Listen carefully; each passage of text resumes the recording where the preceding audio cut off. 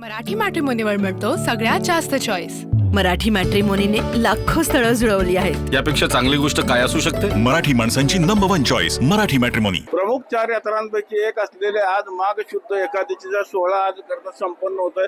आज पहाटे जर आपण बघितलं तर मंदिर समितीचे सदस्य शिवाजी महाराज मोरे आणि मंदिर समितीचे व्यवस्थापक संदेश भोसले यांच्या हस्ते तर आज महापूजा करता विठ्ठल आणि रुक्मिणीमध्ये संपन्न झालेली आहे। त्यानंतर जर आपण बघितलं तर विठ्ठल दर्शनाकरता तर सुरुवात करण्यात आली होती। आज जर आपण बघितलं तर विठ्ठलाच्या दर्शनाकरता राज्यभरातून जवळपास 4 ते 5 लाख भाविक तर पंढरपूरमध्ये दाखल झालेले आपल्याला पाहायला मिळतात।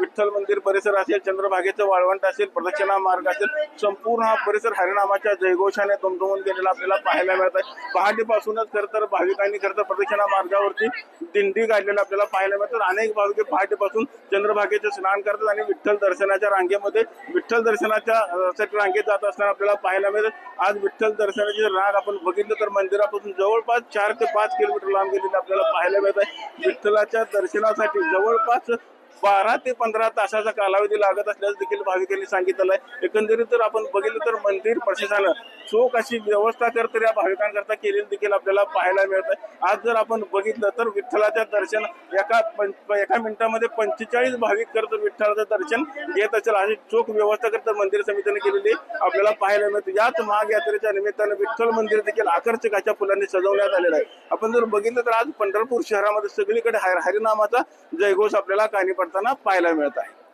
पंढरपुरातून कॅमेरामॅन जगदीश सर, रवी लवेकर, TV9 मराठी। मराठी मॅट्रिमोनीवर मिळतो सगळ्यात जास्त चॉईस।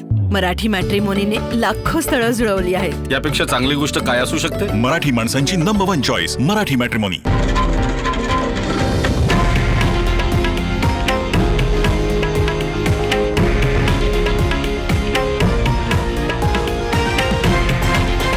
हे आहे देशातील नंबर 1 न्यूज नेटवर्क आणि आपण पाहत आहात TV9 मराठी, एकमेव।